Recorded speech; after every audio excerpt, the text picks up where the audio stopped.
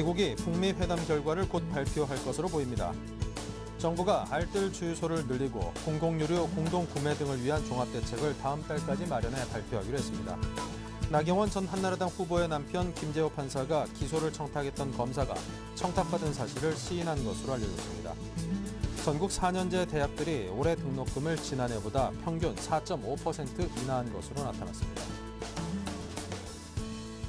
시청자 여러분 안녕하십니까. 생경제 현장의 임동석입니다. 2월의 마지막 날 증시 빨간불로 아주 기세 좋게 상승한 채 오늘 마감을 했습니다. 코스피가 1.33% 오르면서 마쳤는데요. 송주 기자 연결합니다. 안녕하십니까? 네, 안녕하세요. 네, 코스피가 2030포인트 올라섰습니다. 올해 들어 최고치인데요. 자, 오늘 시황 정리 부탁드립니다. 네, 코스피가 외국인과 기관의 쌍끌이 매수에 힘입어 2030선을 돌파했습니다. 올해 들어 최고치인데요. 오늘 코스피는 어제보다 26.56포인트 오른 2030.25에 장을 마쳤습니다. 어제 발표된 2월 미국 소비자 신뢰지수가 1년 만에 최고치를 기록한 것으로 나타나면서 미국 경기 회복에 대한 기대감이 커졌고 국제유가가 이틀째 하락세를 보인 것도 투자 심리를 자극했습니다.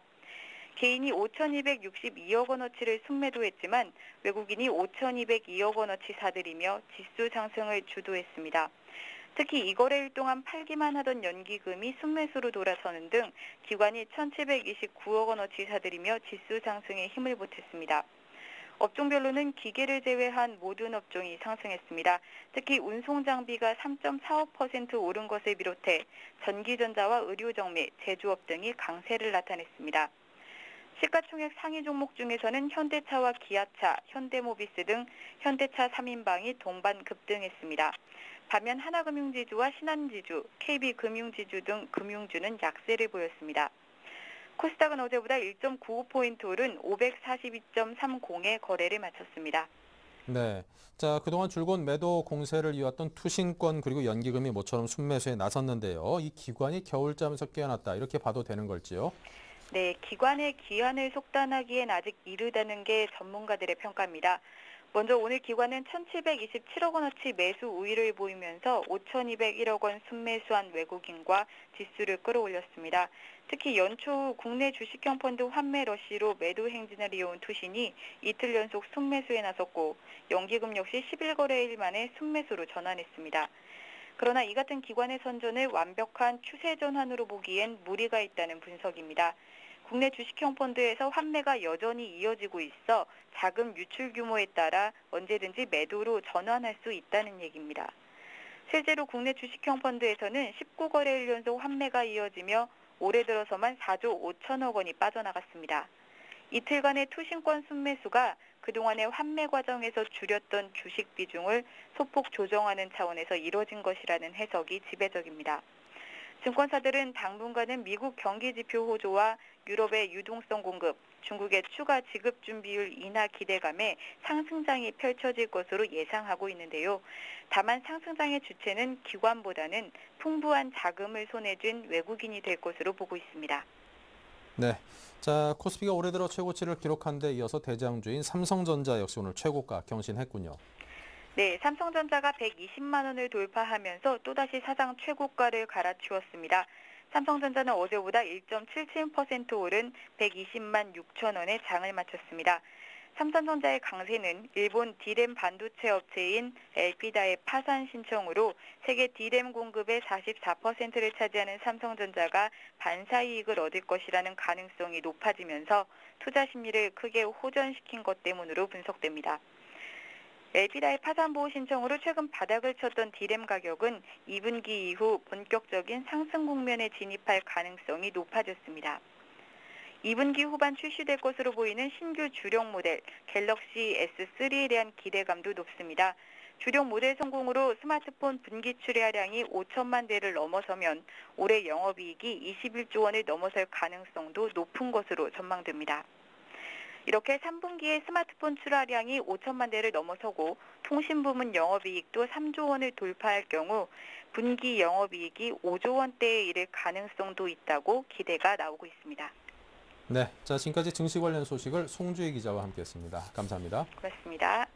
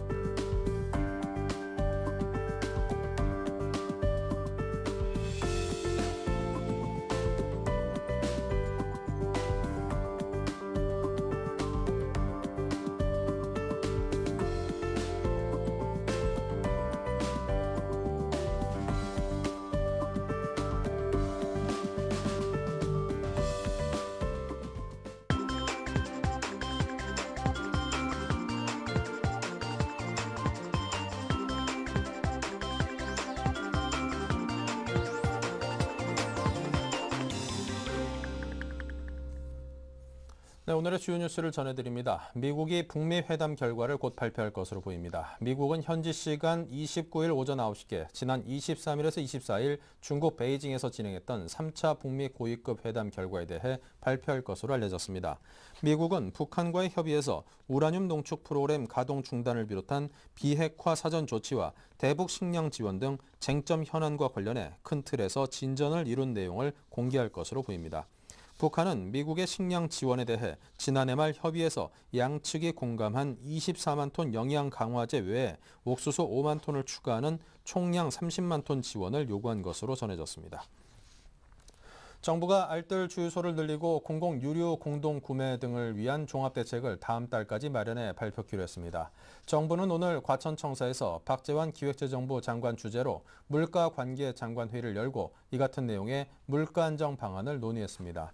정부는 석유 시장 유통구조 개선을 위해 전자상거래 시장 개설, 수입 활성화, 알뜰 주유소 설치 등의 대책을 서둘러 추진키로 했습니다. 정부는 또 국제 원당 가격 하락에도 요지부동인 국내 설탕값 인하를 위해 제당업계가 가격을 내릴 때까지 정부가 설탕을 직수입해 풀기로 했습니다.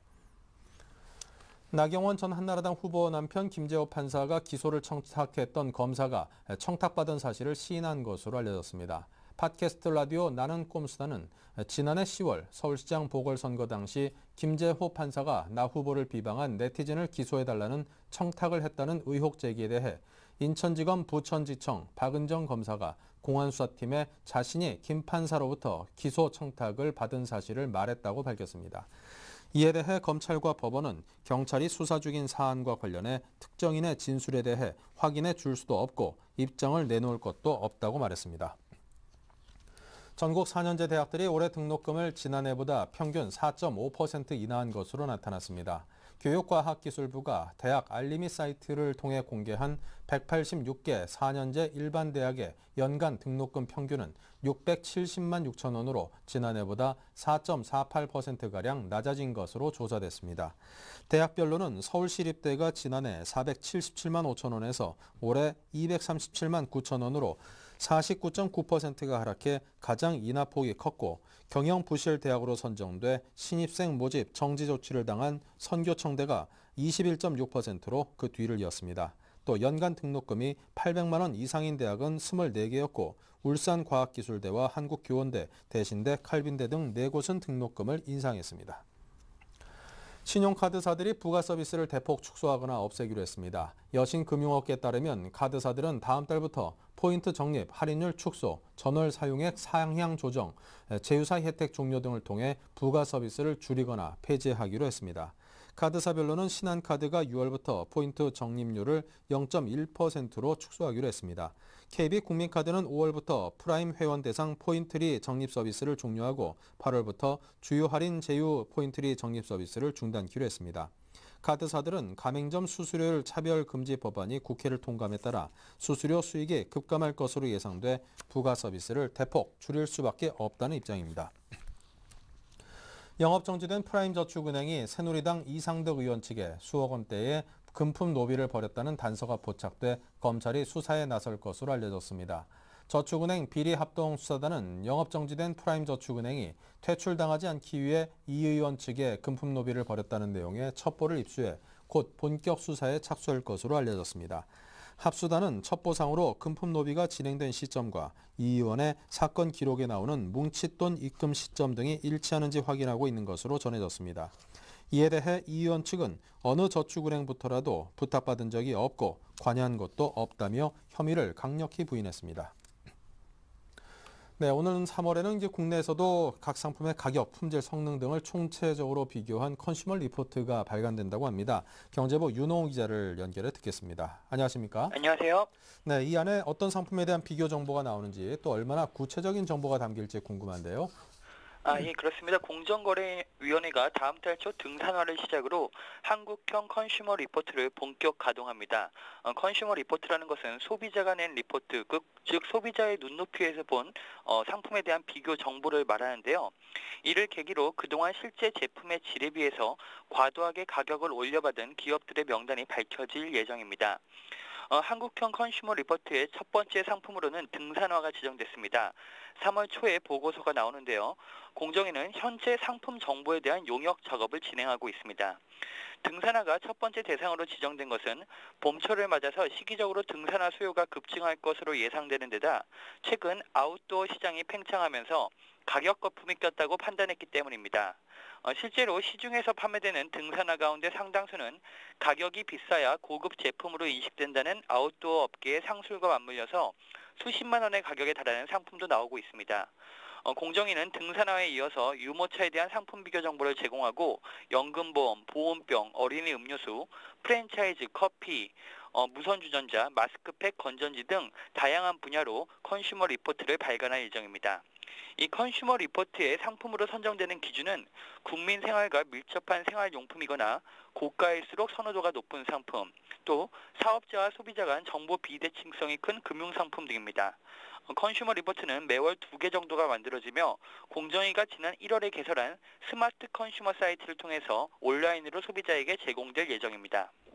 네. 자, 그동안 소비자 단체들에서도 이런 정보를 생산하고 있긴 한 걸로 알고 있는데요. 자, 이번에 나오는 컨슈머 리포트와의 차별점은 무엇일까요?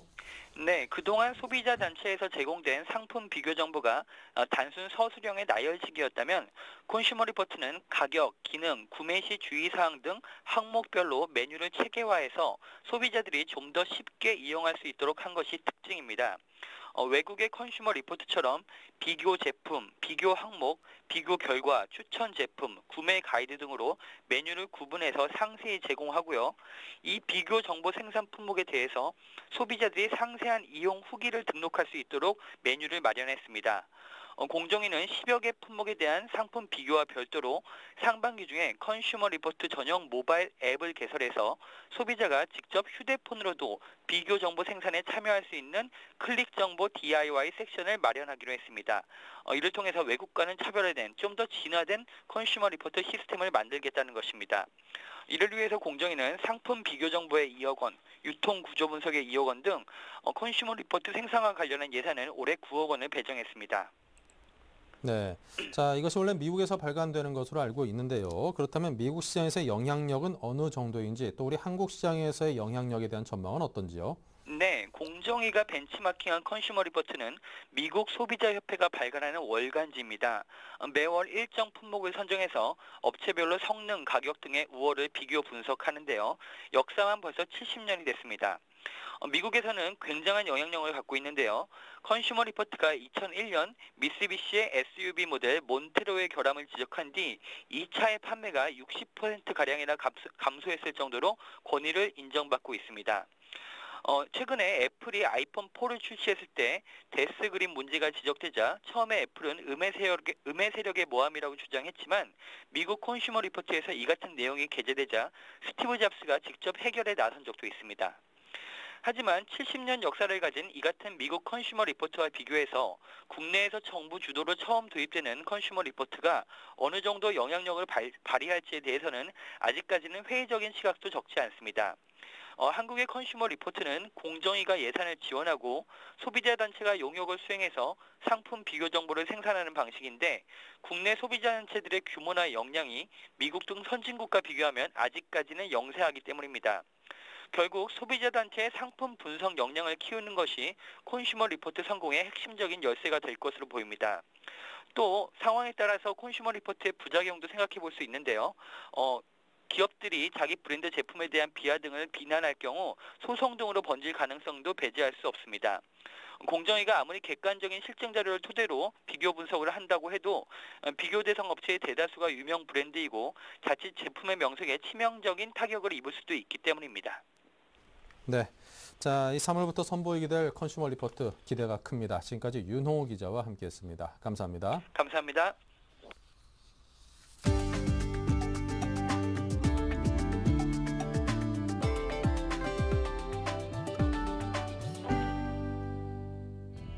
삼성그룹이 담합과 연루된 임직원은 직위 고하를 막론하고 최고 해임까지 징계하기로 했습니다. 삼성그룹은 최근 담합 실태를 조사한 뒤 이 같은 내용을 주요 내용으로 하는 종합대책을 발표했습니다. 앞으로 삼성은 관계사별로 상시적인 현장 점검과 진단 활동을 실시하고 위험성이 높은 부서에 대해서는 심층적인 점검 활동을 실시하기로 했습니다. 또 이미 시행 중인 이메일 필터링 시스템과 경쟁사 접촉 신고제는 전 계열사로 확대하기로 했습니다.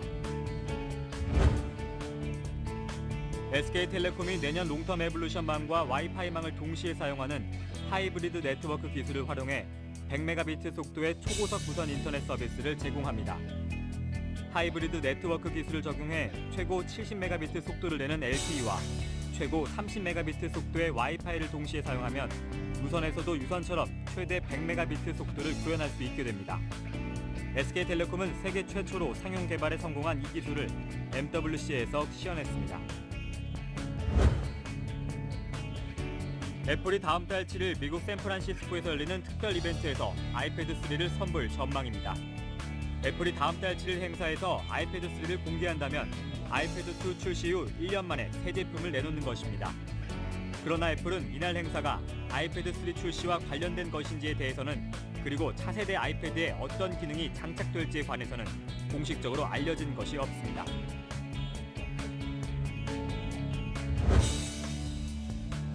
옥션이 보급형 태블릿 PC 중 최고 사양인 올킬 태블릿 노트를 20만 원대에 출시합니다. 옥션은 최신 운영체제인 안드로이드 4.0을 탑재한 올킬 태블릿 노트 7을 다음 달 5일 오전 10시부터 선착순 1000대를 26만 9천 원에 한정 판매한다고 밝혔습니다. 특히 대학생에게는 19만 9천 원에 구매할 수 있는 쿠폰을 제공할 계획입니다.